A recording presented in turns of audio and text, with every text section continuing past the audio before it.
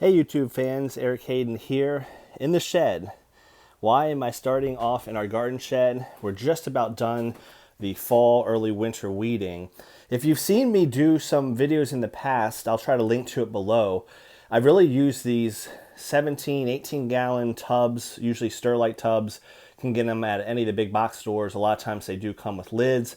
I use them to transport stuff. I wish I had a pickup. I wish I had some other things, but I use these to pick up compost from the dump. And I also use them to transport weeds back to the dump. I used to have a compost pile, but the dump that I take it to has a vegetation bin. And that eventually gets turned into compost. So when I say dump, it is the dump, but we're not talking about where the trash is put. But you can see 1, 2, 3, 4, 5, 6 bins of weeds, some leaf debris, any of the infected leaves in the garden like black spot. I try to take that out. So this is going to be a quick video. I'll show you what it looks like, especially once I blow the garden out. This bed is clear, weed free. Of course, as I tape this video or record this video, I can see one that I missed, but this is a good example of why mulch can be nice for a lot of reasons, but don't rely on it solely for weed prevention. If you use an organic mulch like I do, this is, I think it's this cypress. I almost forgot for a second. It's really good, but remember that mulch is good for moisture retention, also modifying the soil temperature. Doesn't get too hot in the summer, doesn't get too cold in the winter. It takes away those fluctuations that you get if you don't have a mulch. And if you use an organic mulch, as it breaks down, it's good for the soil. So all good reasons to mulch. But a lot of times people put mulch down and think, oh, my garden's going to be weed free. Not the case, especially if it's something organic like this. This is a weed that grew, again, pretty much started off in the mulch itself. I mean, you can see it's not very, very deep. So I'm not advocating not to do mulch, but don't think it's the end all be all.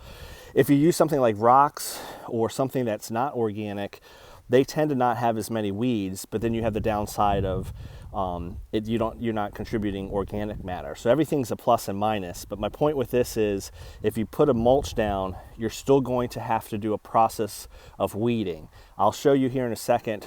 Some of my process involves pre-emergent, but sometimes you're just going to still have to get out there and do some hand weeding. So please keep that in mind, that mulch is good for moisture retention, temperature modification, as a weed preventer, so-so, and in some cases not that good at all.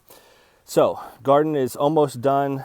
This bed is clean here. I need to blow some of the leaves out, but you can see I got a little ways to go. And this is my 7th bin. Once I fill this up, I'll join you and we'll blow the leaf litter out and show you what it looks like.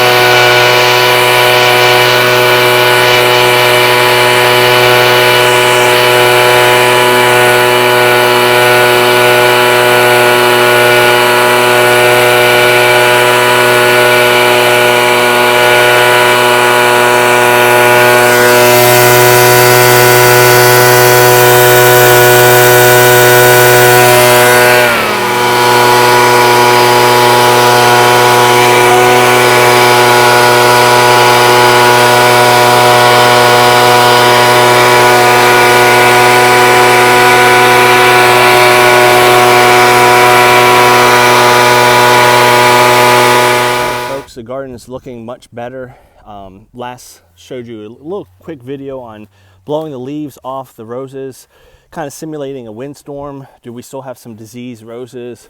Yes, but the weaker ones have blown off. And you can see some of them missing a lot of leaves. That leaf debris that I blew off on purpose, in addition to the leaf litter around the plant, with the thorns and the base of the plant, they tend to collect a lot of leaf litter, and that disease can spread amongst the rose garden. So it's always good to clean it out. Had I done a little bit better job with spraying at the end of the year, wouldn't have this issue. But you can see a drastic improvement.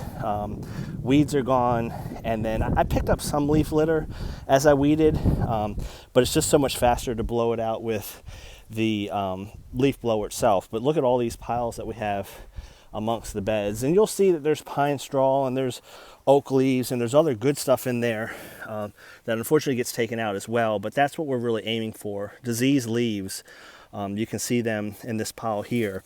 These spores would just be future black spots, so the more you can get that out, certainly much better. So after we weeded, we blew the leaves off the roses.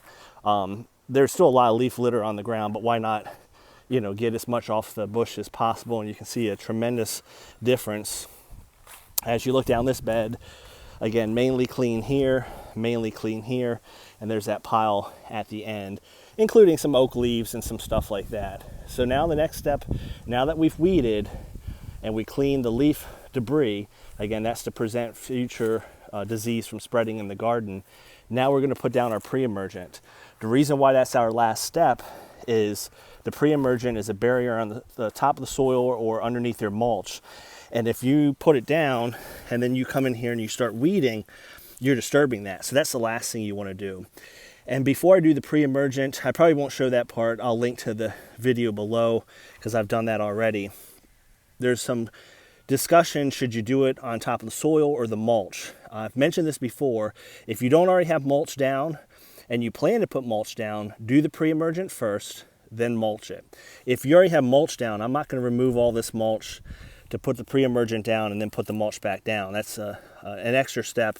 In addition, as I showed you, I had some weeds that were growing in this top layer of mulch into the dirt below. So I kind of want my pre-emergent to go down through the mulch itself into the soil. That's just how I'm going to do it. So bottom line, doesn't matter. Just get the pre-emergent down. It's more important that you don't disturb the soil as much as possible afterwards. You know, if you need to prune or cut some roses, I'm not saying don't walk in your garden, but certainly do big things like weeding, cleaning up leaf litter, all that first before you do the pre-emergent. Whether the pre-emergent is on top or underneath the mulch doesn't really make a difference. It's more important how you apply it and when. We're going to have a rainfall early this week and again later this week. It needs to be watered in, so it's way, way more important that I put it down at a good time, and that's with regards to not after I weed and not during a dry spell than it is if it's on top or below the mulch. Hope everyone's doing well, and again, this video covered the finishing up product of the weeding, cleaning out the leaf litter, and then now we'll be doing our pre-emergent. You can tell no weeds in the beds that were done earlier. This is the bed that had the pine straw. In that case, we did put the pre-emergent down, and then we applied the pine straw. And I know it's only been a week, but you can see this bed should be relatively weed-free. I'll say I didn't put any by the blueberries because Snapshot, what I use, is not rated for edible crops. So I don't do it there, but elsewhere in the garden, around the fire pit. And read your label, whatever pre-emergent you decide to do. Certain plants don't like it. I know I didn't put any by the coneflower because that's one of the listed plants to not do in terms of Snapshot. Hope everyone's well. As always, comment below. I saw some of those comments on the mulches you use up north. Chopped up leaves, I like that comment. I saw somebody else say they use manure, all good things. I usually like to use what's cheaper and accessible where you live. So if you got a lot of leaves, yes, it makes a fantastic mulch. And again, mulch doesn't always prevent weeds. The bigger story with it is modifying your soil temperature and also keeping the moisture content in the ground. Take care, everyone. As always, click on that subscribe button down below so you get updates for our future videos.